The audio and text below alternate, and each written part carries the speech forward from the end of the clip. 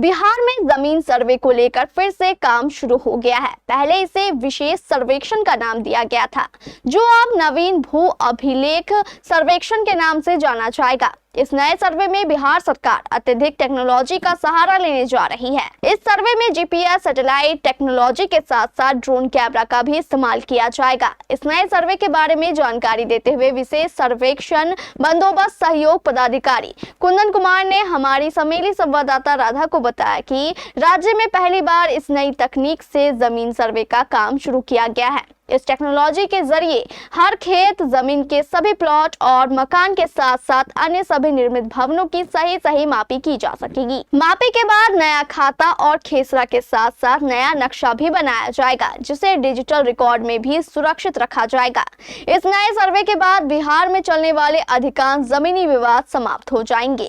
बंदोबस्त सहयोग पदाधिकारी कुंदन कुमार ने बताया कि इस सर्वे के पूरा हो जाने के बाद जमीन की खरीद बिक्री, रजिस्ट्री व बंटवारा जैसी सभी समस्याएं दूर हो जाएगी। इस टेक्नोलॉजी के इस्तेमाल से बनने वाले कागजात और नक्शे पहले की तुलना में ज्यादा सटीक होगा। चाहेंगे कि ये भारत सरकार का एक प्रोजेक्ट है, digital India land record modernisation programme. उसके लिए केंद्र सरकार और राज्य सरकार की जॉइंट वेंचर चल रही है। उसके लिए केंद्र सरकार जो है कि डिजिटली फॉर्मेट के लिए कुछ मत देती है और राज्य सरकार उसमें मानव बल का अपना कंट्रीब्यूशन करती है। इसमें है कि जितना भी बिहार का ज़मीन है, सारे मामले जो हैं कि ज़मीन से जुड़े हुए हैं, तो सरकार चाहती है कि सारे ज़मीन का डिजिटल फॉर्मेट में हो जाए एक डाटा।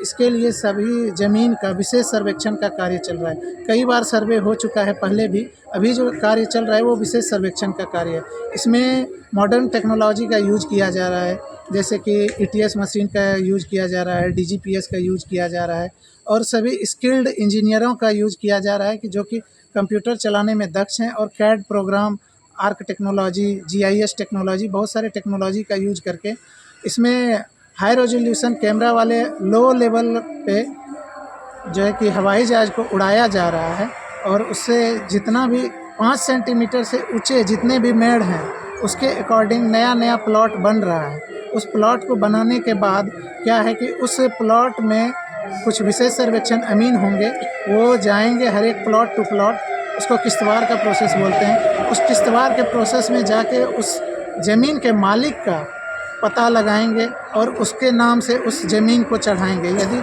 उसमें प्रॉब्लम ये होता है कि कोई रैयत अपने ही खेतों को कई टुकड़ों में डिवाइड करके रखते हैं अलग अलग फसल लगाने के लिए, तो वहाँ पर फिजिकली जाके विशेष सर्वेक्षण अमीन उसको देखेंगे। यदि एक ही व्यक्ति का 5 प्लॉट है तो उसको सबको कंबाइंड करके एक प्लॉट बना देंगे और जो जीवित व्यक्ति हैं उसके नाम से उस प्लॉट का मालिकाना हक देंगे। उसको सही रकबा पेपर के अनुसार एवं दखल के अनुसार दिया जाएगा। ये विशेष सर्वेक्षण का प्रक्रिया है। उसके बाद का जो प्रोसेस है, इसमें 3 बार लोगों को अपना सुधारने का भी ऑप्शन दिया गया है और दावा आपत्ति कर सकते हैं। यदि एक बार पहले ये सब होने के बाद, खाना पूरी होने के बाद लोगों के बीच में उसका हर एक प्लॉट का लैंड पार्सल मैप, जिसको एलपीएम हम लोग बोलते हैं, प्रपत्र साथ में वो आता है। बहुत सारे फॉर्मेट दिए गए हैं, 1 से लेकर 22 तक का फॉर्मेट दिया गया है। सरकार के चरणबद्ध तरीका है। उसमें से सबसे पहले सरकार के द्वारा उद्घोषणा की गई है कि आपके राज्य के फलने ज़िले के फलाने प्रखंड और फलने गांव में इस तारीख से सर्वे स्टार्ट हुआ है। वो 2024 में बिहार के सभी 534 अंचलों में शुरू कर दी गई है। 2024 के जुलाई में अप्रॉक्स, डाटा एग्जैक्ट याद नहीं है, बट जुलाई में। उसके बाद से अभी उसमें स्वघोषणा भरने का कार्य चल रहा है। स्वघोषणा में है कि जिन रैयतों का, जीवित रैयतों के नाम से स्वघोषणा भर के देना है। बहुत सारे लोग गुजर गए, उनके बच्चों के नाम से कई बार मुटेशन या कई बार और भी बंटवारा हो गया, तो छोटे छोटे प्लॉट लोग अपने दखल के अनुसार स्वघोषणा भर के देंगे। स्वघोषणा में जीवित व्यक्ति के नाम से देना है। मृत व्यक्ति जो भी होंगे वो अपने जीवित व्यक्ति तक वंशावली एवं एक बंटवारा शेड्यूल बना के देंगे। वो प्रक्रिया चल रही है। वो प्रक्रिया ऑनलाइन भी कर सकते हैं या हर एक ब्लॉक लेवल पे एक विशेष सर्वेक्षण शिविर का आयोजन किया जा रहा है। उसमें विशेष सर्वेक्षण सहायक बंदोबस्त पदाधिकारी, विशेष सर्वेक्षण कानूनगो, विशेष सर्वेक्षण लिपिक, विशेष सर्वेक्षण अमीन हैं, जिनके पास आप जाके सभी रैयत या तो ऑफलाइन माध्यम से उसको सबमिट कर सकते हैं या विभागीय पोर्टल पे ऑनलाइन भी अपलोड कर सकते हैं। सर, इसकी पहल भूस्वामी को स्वयं करना होगा? इसकी पहल भूस्वामी को स्वयं करना होगा।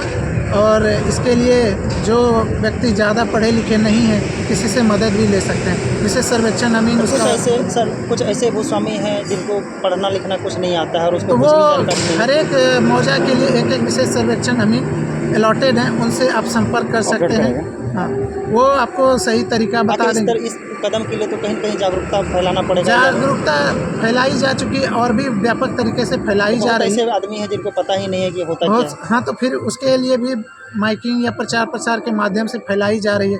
जनप्रतिनिधियों से भी आग्रह है कि वैसे हर एक व्यक्ति तक सरकार के लाभ को पहुंचाना है। कुछ ऐसे भूस्वामी हैं सर जो कि यहाँ रहते ही नहीं है, हाँ, क्षेत्र से बाहर है और उसको जानकारी भी वो नहीं है। डिजिटली अपना फॉर्मेट भर के अपना स्वघोषणा भर के दे सकते हैं। लास्ट सवाल सर, मान लीजिए डिजिटलाइजेशन में जुट गए, कोई छूट गए तो उनके लिए 3 बार मौका दिया जाएगा।